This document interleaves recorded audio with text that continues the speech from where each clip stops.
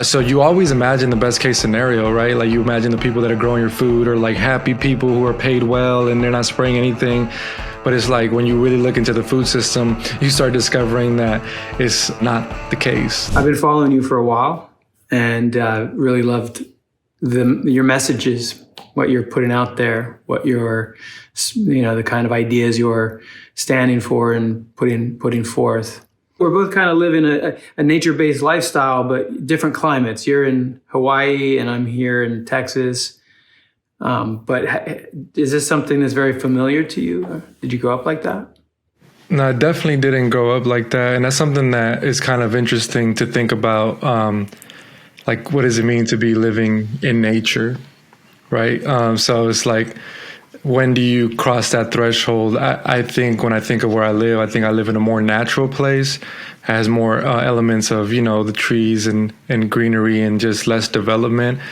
But I wouldn't say like I'm isolated in nature as in terms of like maybe an indigenous tribe in Amazon when people think about it, but I think where I come from, it's definitely much more connected to the land. I grew up in San Bernardino, California, and just in the suburbs, in the city. And that was just my life. My existence was just a regular city person, not knowing anything about nature, not knowing anything about the land, how things grew or the seasons or how things worked, just completely immersed in like the machine, the beast, and not understanding or even thinking about life, in the ways that I do today. So this is definitely something that I didn't grow up with. Yeah, so I was right. We share that that history because I grew up in New York, Manhattan, concrete jungle, straight up street rat. And as of late, I've sort of come to realize that I was missing something deeply innate within me. So something was calling me, or had been maybe screaming for me since I was young, and I just was sort of distracted that I didn't even hear it. For me, I think it's been a process of a journey that I've been kind of reconnecting back with the source of who I really am. So for me, it started off maybe in 2016 when my brother introduced me to some thoughts and ideas. At that moment in time, it was around diet, and it was embracing being vegan, actually raw vegan at the time, just eating different ways. But that in itself really opened my eyes to just start questioning different things. Because before that, I was just eating what was around, what was common. I wasn't really questioning or looking further into food supply and where things come from. So when he came and we had a conversation, I hadn't seen him in a while. And my mom had told me like he had really gone through some changes, right? And I was like, kind of taken aback. I was like, what do you mean? Like, is he unstable? Like, is he going through something? But it was really just that he was going through his own process, and he was kind of having that transformational experience himself. And he shared with me something that kind of got me started on my own transformation. So I got into the diet, went raw vegan from one day to the next, started eating completely different, just completely went all the way in, and then I just started tapping into different things. So it started with the food, but then it kind of led to the self-development. And then it led back to like researching and trying to understand where traditional indigenous cultures, like what they were doing, and where people living off the land closer to nature, what they were doing. So that this whole journey has led me back kind of to the source, I think of nature as the source where everything comes from, right? So it has led me back there fundamentally as humans. How do we interact with the land and with the landscape, and what does that look like? So along the way, it's been about the human experience. It really turned into the human experience, and what does that a healthy integrated dynamic of humans look like when relating close to nature, when relating close to each other. We can get into community and all that, but it's just the path just led me to try to understand what's like the optimal human experience. If you go look back at the early stages, like I was a completely different person. Even when I came on camera, when I spoke, and the way I articulated myself, I was just, I can just look back and see that I was troubled. I was not in the full expression of who I really am. And so what happened was in 2017, I decided to leave where I was at. And that was kind of like the pivotal moment that really drove me into something much, much different. I essentially joined a community which evolved into like a cult, really. Like it was a very extreme experience, and it really changed the way I expressed myself and related to life. It was like 2 years on ayahuasca, essentially. Like I was taken through all the parts of myself that I'd never wanted to acknowledge or look at. And I was basically shown myself in many different ways through that experience. And that experience, I think, is what really catapulted me to be who I am today. Because prior to that, I was looking for something, but it wasn't profound enough. Like it really wasn't enough for me to really change and be ready to give everything up. It was like, okay, I give up the food. Okay, that's one thing, but are you ready to give up the way you think and the thoughts that aren't serving you? Are you ready to really give up how you communicate and relate to people? Are you really ready to give up, telling yourself that you're something that you're not? Like all these things, like on really, really deep levels. And that experience was so visceral and demanding. Like you could not have gone through that experience and not looked at yourself if you have any level of self analysis or desire to figure out who you are. Yeah, there's a certain amount of courage it takes to confront the most painful parts of yourself, the darkest parts of yourself, the most uncomfortable aspects of yourself that you've been running from, your whole life. You said cult, and that, I mean, that's cool and all, but it has a connotation to it. Was it a proper cult, or did they try and suck you in? Did you escape? What happened? Yeah, I mean, I say cult, just because I think that that's how the world would look at it.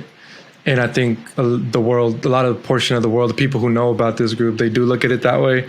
But for me, that word doesn't hold as negative of a connotation, just because I understand that we're essentially all living in some sort of cult. Like we're living in different cultures. Most people in America right now, they're under a spell, right? Like if we're going to acknowledge that the matrix and the system has people programmed and they're operating from a certain way, we can also apply that label to it. It's just that when things get so big and they become so normalized through a large amount of the population, we call it just normal. We call it reality, even though there's some things that we're doing that are completely ass backwards, that are completely out of tune in the best interest for ourselves and the planet. We normalize it because there's so many people doing it, right? So that word cult is just like, to me, it represents doing something different. Like it really has like the etymology in the word culture. But that situation was, in terms of like a cult, how people see it, is like there's somebody who's a central figure, right? And they're kind of like dictating and being a tyrant over other people almost in some sort of way. So you had that. There was a leader, there was a... Yeah. I had a friend tell me this, like there's two types of gurus. There's like the light-sided guru and the dark-sided guru. The light-sided guru is like the one who's gonna like tell you everything is love and everything's about love and love this, and it's just that love energy, And then the dark-sided guru is like the guru who's gonna put you through the ringer and show you all the nastiness and all the darkness of the world so that you can find your light within all that darkness. And I think for me, that's what that process is. And I think other people that were there, they might not be able to look at it that way, but for me, looking at it that way has been the thing that has empowered me and allowed me to be who I am today. So that's why I don't have a negative connotation around that experience. And I just think that we get caught up in our own egos and aren't able to see ourselves, and so we point the finger. So when I mention the group, and even if I label it a cult or something, it's not because I have any negative energy towards it or the group or the leader. It's just because I'm just labeling just like I imagine most of the world would label it.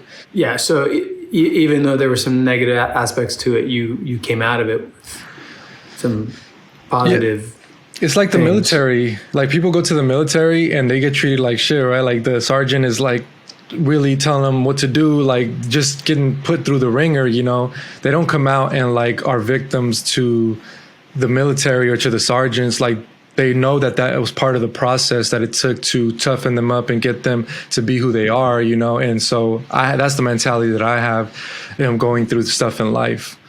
Yeah, I mean, well, there's a fine line, right? I mean, we're here, we're building a community, and I've actually thought about this a lot. When I was in my 20s, I wanted to create a community, but the kind of community that I would have created from the perspective that I was in would have most likely been out of balance and unhealthy in certain ways. And I've been trying to figure out how to take the guru out of the equation, because when you have a single figure or a leader who's got the money or the personality, the charm to motivate that group, they can often be corrupted by their shadow and get a little bit ahead of themselves, because there's no balance, right? And there's nothing to call their authority into question. And if they get lost, then there's nobody to challenge them necessarily. So what we're doing here is I like to think of nature as our guru. When we're creating this community, we're going to create a legal structure in which nature actually has a significant share of the group, so that we all serve the earth, we all serve the natural environment here, because you can give and give and give to that, and it will never turn its back on you. It'll always find balance. Yeah, that's something that I've really contemplated a lot, and that experience really gave me a lot of insight. And I've done a lot of research on other groups and other communities. I've talked to a lot of people who have been in communities. I've asked them why it didn't work out, because most of them don't. I've also done research on like the sociology or the social structure of like primates and stuff. And I've seen a lot of commonalities in what was happening in the group that I was in and these social structures. And so a part of me is I accept that there is a fundamental human nature that will manifest regardless of our ideals and regardless of what we want to create. There's this primal nature that will always come to the surface. And my approach is to not avoid it, but to acknowledge it, to respect and to honor it, and then learn how to balance and live in balance with that, like you were saying. And that's why we need to be equipped enough to voice the truth, even when there's challenging energy, because that's the balancing force to what we're talking about. The tyrant, the guru, the person who gets the power, is when the people around aren't speaking up anymore, and they allow that energy to overcome them. So even though it's challenging, when there's energies that, like the energy that we were around was really strong, it was really hard to go against it. But but that was the problem, and that was a lesson in that, like, that we have to reflect as individuals. Why do atrocities happen? Why does the world manifest these completely horrible situations? Is because there's people who are complicit in some way. They don't voice and stand up for the truth. They don't voice and stand up for when they know something is wrong, and they go along with it, So that situation really taught me that that's the real darkness that we should be focusing on, because like the tyrants only utilize that darkness within us to manifest those scenarios. So if we can look at ourselves and hold ourselves accountable, even though it's challenging because the energy is strong, I think that that's our responsibility to balance those forces out and make sure that they're in balance when they manifest. And so if you have a group, right, and you see somebody is getting that ego and getting in that mindset, and you see it going that direction, you as an individual, it's your responsibility to voice that, bring it to the forefront, have that conversation. And then ultimately, if you don't agree, say, look, I don't want to participate in this. I'm not going to be complicit in this. I'm going to remove myself. You guys can stay, but if you guys don't agree, you guys should also leave. So there needs to be like more courageous communication, as opposed to just blaming the person who's at the top of the hierarchy. The other people also need to hold themselves accountable. That's what I learned. Yeah. Honesty and personal responsibility are pillars to a good life, but a balanced life. If we talk about the atrocities acted upon the world or nature, it's often because we, the people or humans, allow it to happen. And often we turn a blind eye and cede our power to those that will do that on our behalf in exchange for some luxury. I've been an environmentalist for 20 years. I've climbed the ranks in that world. I've become a UN Environment Ambassador. And there's so much outrage and indignation, and we're so incensed about how terrible people can be to the environment or corporations or governments, and yet we cede our power to them.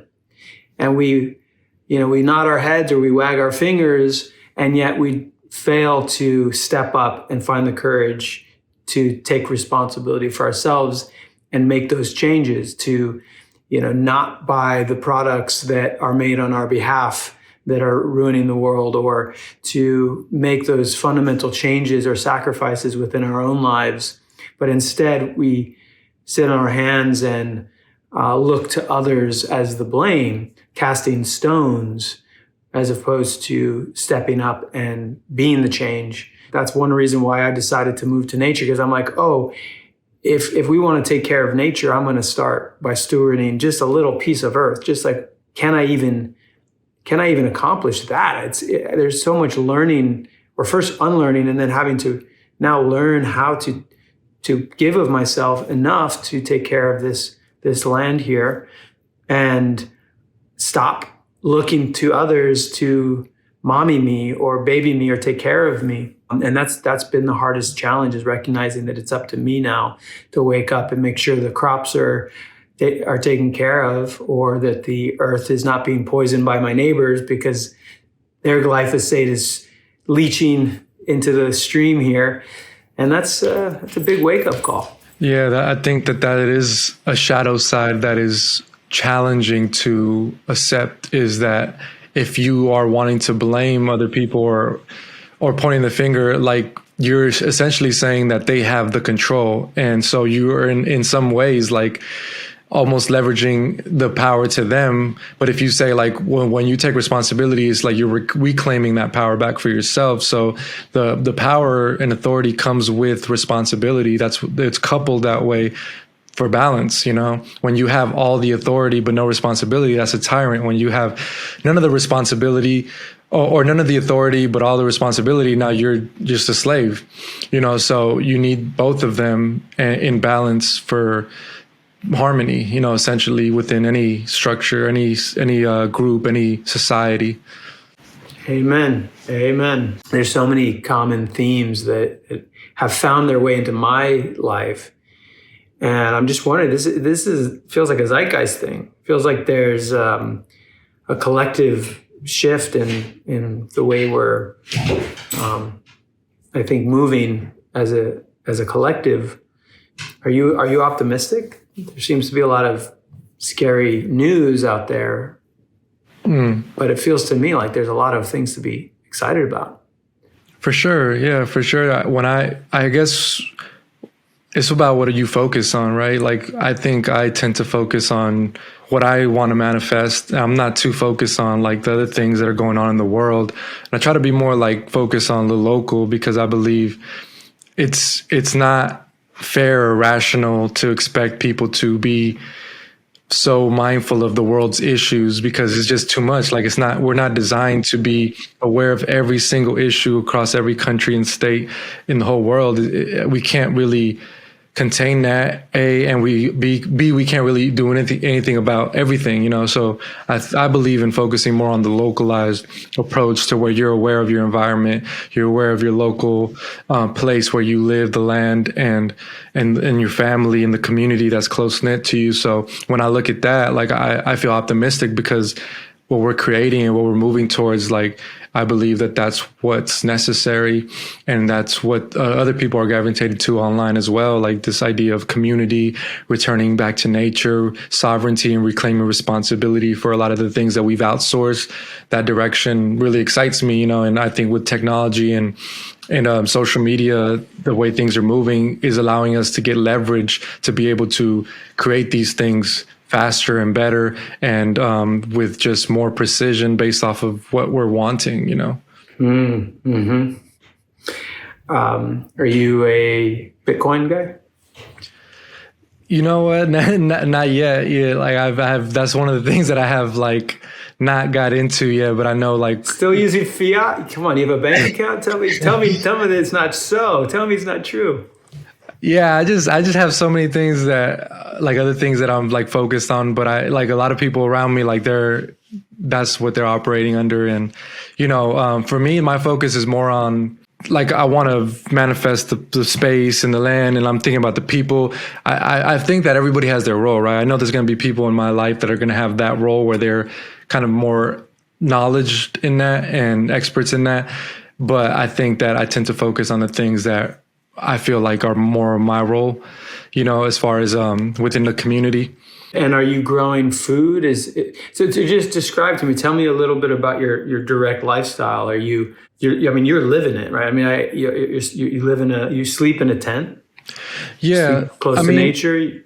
And go ahead, just describe it because I want to. I feel like we're similar in some ways, but I'm not as hardcore as sleeping in a tent every night. Well, I think that has a lot to do with the environment I'm in too. I'm in an environment where that's a lot more feasible. But so we live on a 1 acre property, and we have fruit trees. We catch our own water. We're on solar, and we sleep in a tent. Like we choose to sleep in a tent, even though we have a house. We just like to be immersed in the elements. And especially I think for sleep, those 8 hours.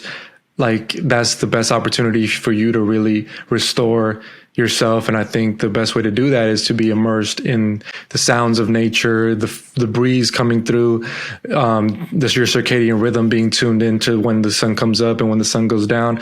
Like to me, that's just a really easy opportunity to just optimize my connection to the land and also my health. So that's the reason we've chosen to sleep outside in the tent. We've been doing that for many years. One of the things that I've been cultivating is hunting, going to the land and hunting animals off the land. So and then going to the ocean and doing like spearfishing and stuff like that. So when I think about like food acquisition, that's probably where more of my focus is on personally, as opposed to like farming or growing food. It's more so like fruits here and going to the mountain and hunting wild game. Yeah. So talk to me about that. What's your philosophy around hunting? And you said you grew up vegetarian or you were vegan for a while?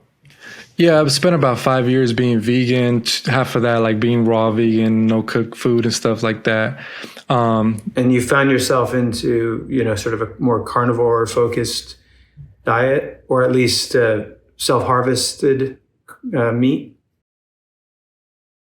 I just call it a like conscious omnivory, like being a conscious omnivore, eating from all kingdoms of life, but in a sacred, respectable way. I believe that harvest applies to no matter if you're harvesting fish in the ocean or plants from the wild or animals. Like I think that honorable harvest applies all the way around. But yeah, so I had heard like this message about hunting and I really resonated with it many years ago, but it took me a while for me to really embrace it. I was still kind of attached to my identity around like being vegan and stuff like that and that kind of lifestyle. When I was vegan, I was eating a certain way, but I really wasn't connected to the food. Like, so you always imagine the best case scenario, right? Like you imagine the people that are growing your food are like happy people who are paid well and they're not spraying anything.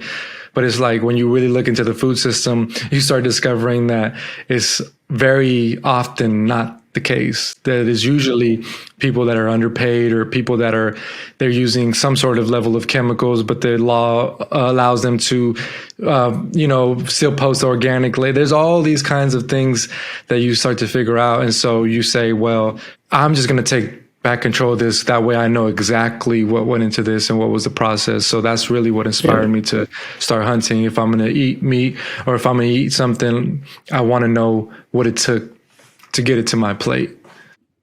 Yeah, so it's back to the sovereignty piece again. I'm totally with you on that. Yeah. I grew up in New York, very, very blue state, liberal, anti-violence, anti-guns, anti-military. I just totally seduced by this ideology that we could somehow escape from all types of violence and just live in total peace and love, sort of spiritually bypassing into this ideal, this fantasy.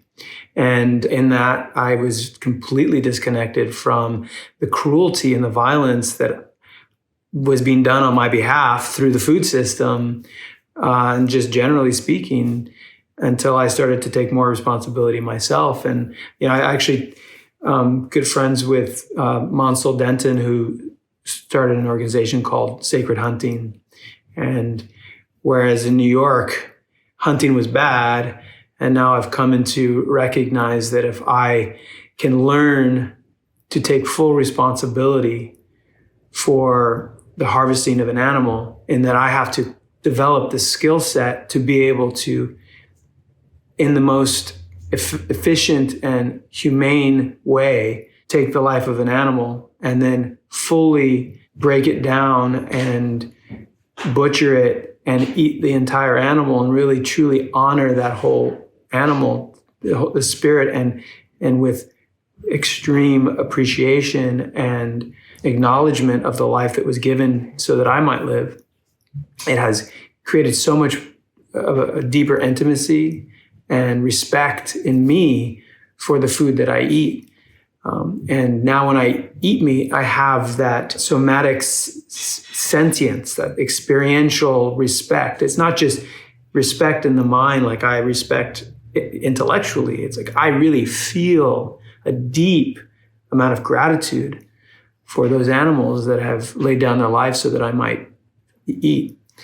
It's just, I feel like we're just saying the same thing in different words, but it's really, it's awesome that we're sort of finding ourselves meeting each other in this moment together with so much simpatico. Yeah, it's that reverence, you develop a reverence for that particular course of action. And I think it's really challenging. It's like they call it the hunter's paradox. How do you rectify like taking the life of an animal and then saying like, oh, you love the animal? And I think it's just something to be said about like truth many times seems paradoxical in nature. And that's one of those instances to where I believe that to really love something, you have to know it. And there's nobody that knows these animals better than hunters usually, because they deal with them. They have to know the mind of the animal. They have to be in the instinct of the animal. Where would they eat? Where would they breathe? What sounds do they make? What's the season? So these people know the animals. And so you have to acknowledge that it's not just an empty statement when they say they love animals. There's experiential, day-to-day lived experience to go along with that statement. And for a lot of people that say that they don't love that they love animals so they don't eat meat, many times though those statements are more empty in terms of they're not having direct experiences, but it's more like of an idea, like I love all living things, generally speaking. I understand that sentiment, but this direct sacred experience of like crossing paths with the animal in the forest, you both had lived your own lives, and you come to this point of intersection where you take that animal and you basically bring back a piece of the forest with you, essentially, in the form of that animal that has transmuted the ferns and the fruits and the grubs and the worms in the soil into its own tissues, and you make it a part of your body, and you incorporate it as a part of your body. And now the animal is you, and you've transmuted it into you, essentially. And there's something so sacred about that. Yeah, it's that discriminating consciousness when you're making a choice, a clear choice, and discerning between, when you pull back that bow or you pull that trigger, either you let the arrow fly and you make a choice to shoot, or maybe it's not the right moment and you pull back and you wait. And, that's that's your burden and your responsibility to make sure that when you do that, you're truly making sure that that animal isn't suffering and that you are respecting the life by not being flippant or crude with that responsibility. And a lot of times I think and that's actually more connection, more feeling, increased sensation versus I imagine like a factory farm where those that are harvesting animals probably are so desensitized and have like very little feeling left that they're just every day, in a factory line, just taking life that, that's almost too much for one human to handle. And that we as a society put that burden on those workers is not only cruel to the animals, but I think cruel to our fellow humans as well. Yeah, it's like almost akin to like a combine that's just harvesting endless amounts of, like corn, as opposed to like going out and hand harvesting and like really having that more visceral experience. It becomes less like mechanized and more, more of a connection. Yeah, and then you have all these the technocrats or the oligarchs. Now they want us to reduce our consumption just arbitrarily. But when you're taking time and care to create your own food, to grow your own food, to harvest your own meat, just like the natural necessity of that process, you're going to reduce your consumption and make each bit of food that much more valuable because there's so much more effort and energy and time and care and presence on the front end, which is just a natural way for you to get into that balance with your own health as well. You're not over consuming. You're not compressed calories and overly, processed foods that you could just shovel in your mouth while you're sitting on the couch watching Netflix. Right. So instead of thinking, well, reduce as an arbitrary mechanism to control, it's more just change the way in which you engage so that there's a natural reduction and more presence, more connection, more respect, more reverence. And it's just, you get into the cadence of nature, you get into that rhythm that is already flowing, and it's not as much effort. It's less difficult and it's healthier and better for the environment.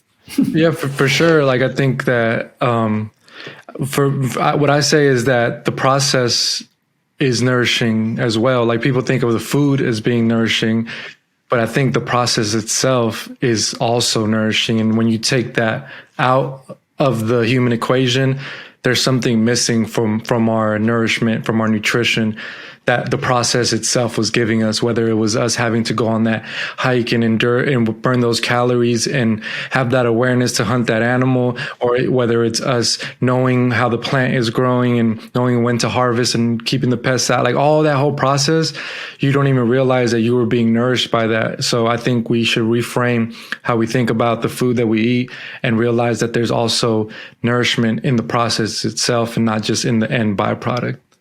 Mm-hmm.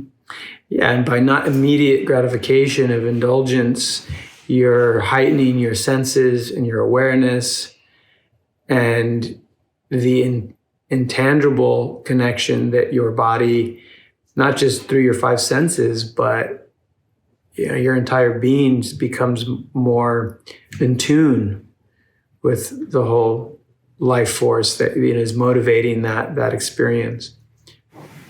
For sure. So in the last 10 or so minutes, 10, 15 minutes, where do you want to take this conversation? Yeah, man. I mean, there's so many places to take it. I think when I talk about different topics, sometimes people say like, oh, just stick to nature. And a lot of times like I say like, well, it is nature. Like, I'm talking about human relationships. I'm talking about, social dynamics. Like, to me, it's all nature, so like I'm able to navigate like such a wide variety of conversations because I look at all of it as being part of nature. When I think about nature, I'm not just thinking about, the trees and the animals and the green in the land. I'm thinking about the human in our experience, because essentially we are nature. When you stop disconnecting ourselves from nature as this thing where you go visit, or this place where you go hike, and that's why I love hunting, because it places you on the land with a purpose as an organism in the landscape. Now you're a participant. Now you're not like an outsider visiting anymore. Like, you become an active participant. And I think that perspective is something that we rarely place ourselves in. So we disconnect so much that it's hard for us to perceive ourselves as a part of nature. So I think just having that awareness and navigating conversations, always going back to, it's all about nature. And so if I'm talking to you about relationships, I'm talking about nature. I'm talking about the human nature in this particular instance, but it still goes back and is interconnected with the greater picture, with the greater being that we're living on the earth. That's right. Yeah, we are emergent beings, sort of stacked on layer upon layer of the strata of evolution, and then we emerged from it. And part of the process was, I guess, coming online as conscious beings is to find through the ego, like our separation, our difference, that we exist. But I think part of the next step is to realize that we never really were separate. And how does that inform how we now, as manifesting species, like a creative species, how are we going to take that now and